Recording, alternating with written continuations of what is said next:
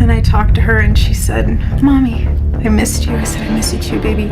She goes, "Where's Daddy?" What are you telling her? Kirk's wife is creeping me out. What the hell is with that blueberry budget thing? Why would you say that to your kids? Picture this, your 3-year-old daughter, tears streaming down her face, begging to live anywhere but with you. For Erika Kirk, this nightmare became reality. Her daughter didn't just ask once, she pleaded, screamed, cried to stay with her late father's parents instead. Charlie's parents didn't hesitate. They opened their doors wide, and now whispers suggest they're setting their sights on Erika's 1-year-old son too. The accusation? Neglect. Systematic, ongoing neglect since Charlie's death. Here's the uncomfortable truth. Children don't fabricate discomfort. When a toddler fights desperately to escape their mother's arms, we have to ask the hard questions. Is Erika Kirk failing as a mother? Or are grieving grandparents weaponizing their loss? Why does Erika Kirk keep forgetting that she has children? What are they going to threaten me with? Going to heaven sooner to be with my husband? I think you could ask any mother this same question, and every mother is going to express concern about who's going to take care of the kids. Erika recently shared a moment she described as heartbreaking. Her 3-year-old daughter, months after losing her father, still cries for him. Erika says she gently explains that Daddy is in heaven now, watching from the sky above. The delivery was perfect, practiced pauses, glistening tears, carefully timed sniffles. Every beat designed to tug at heartstrings, to paint the portrait of a devoted mother navigating impossible grief with her children. But the audience heard something else entirely. And I talked to her and she said, Erika presented as tender maternal comfort, observers interpreted as something far more troubling. They didn't hear a grieving widow, they heard a confused child mourning the parent who actually showed up. And that distinction matters. Erika has carefully curated these touching vignettes, each one positioned to showcase her hands-on parenting through tragedy. But sources close to the family tell a different story. While her son may be too young to articulate what's missing, her daughter understands perfectly. She spends her days crying, calling out for the father who was her true anchor. When Charlie's parents witnessed their granddaughter's anguish firsthand, they made their decision. It was time to intervene.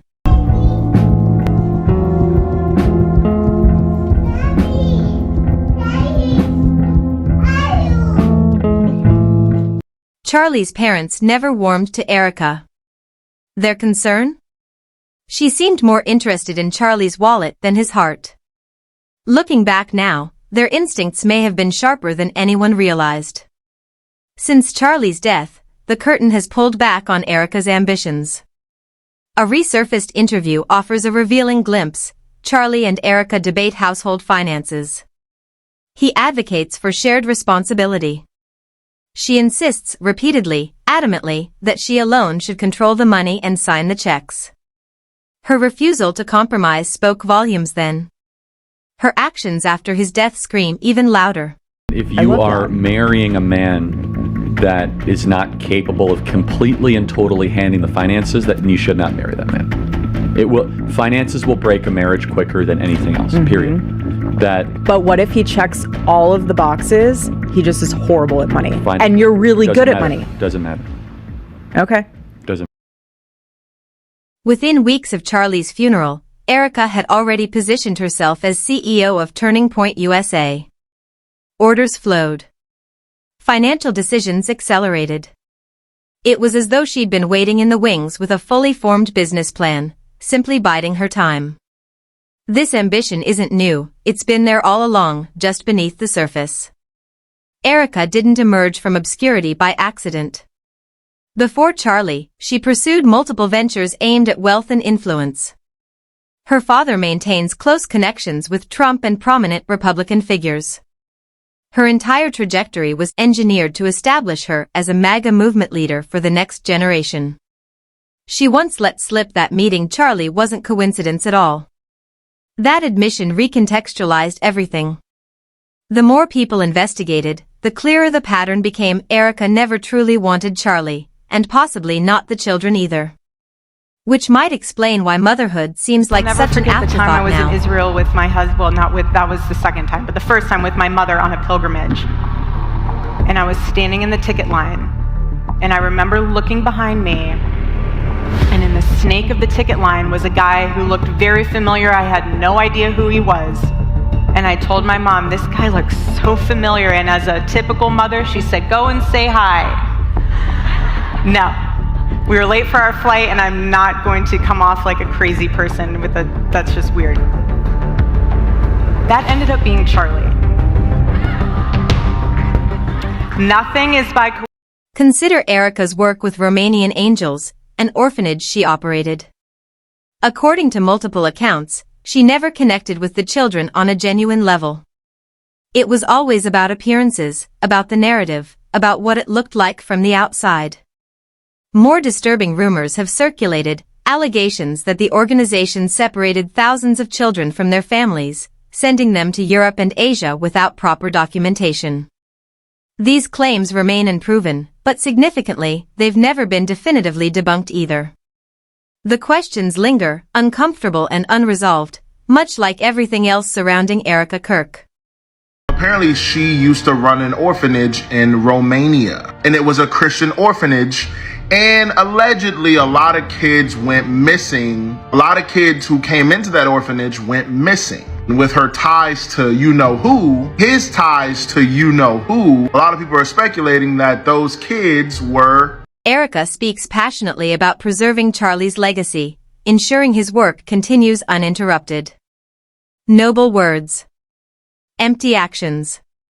Here's what she conveniently omits. Charlie left behind over $12 million, nearly all of it designated for Erika and the children. That's not just money.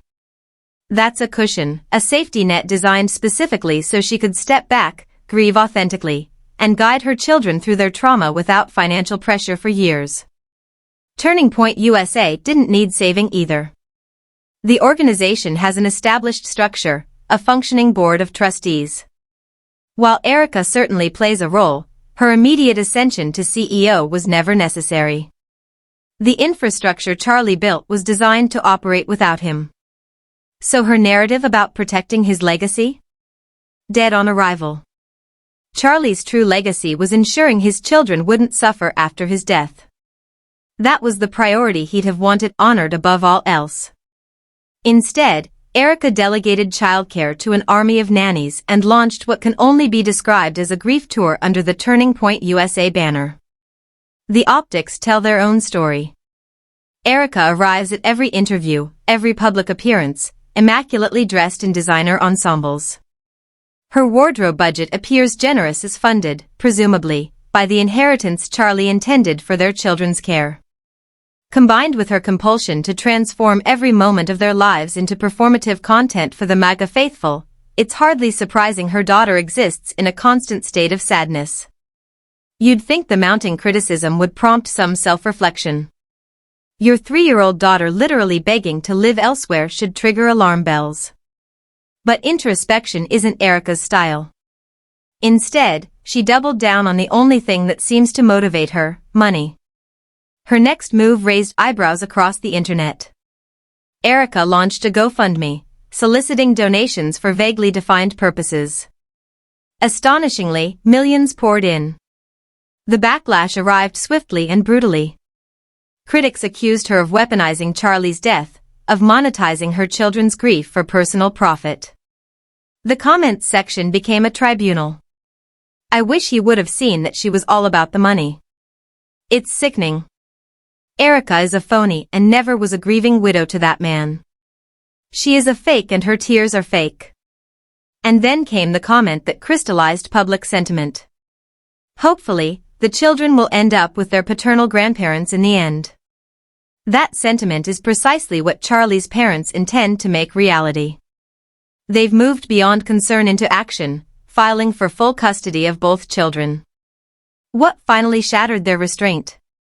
Erika's flagrant disrespect of their son's memory. Barely weeks after Charlie's funeral, she appeared on television embracing other men, later defending herself as simply being an intense hugger. His parents watched from the sidelines as media outlets praised Erika's devotion, a devotion they knew never existed during Charlie's life.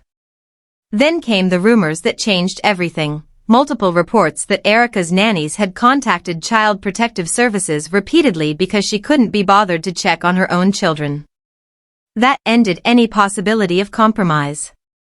Erika apparently believed she could outpace the consequences through sheer denial, maintaining her public facade while everything crumbled behind closed doors. She miscalculated. Charlie's parents have stopped negotiating. They've retained lawyers. They've compiled messages, nanny reports, documentation, building a case with the methodical determination of people who've reached an irreversible decision. Meanwhile, Erika continues her circuit of appearances, each outfit more expensive than the last, while her daughter, the child who needs her most, sobs to live anywhere else. Now everyone faces the same grim possibility. The 3-year-old has already made her choice. She wants her grandparents. When the court eventually reviews what those nannies reported to CPS, if those allegations contain even a fragment of truth, Erika isn't just losing her daughter. She's losing them both. And perhaps that's exactly what Charlie would have wanted, his children safe, loved, and finally in the care of people who actually put them first.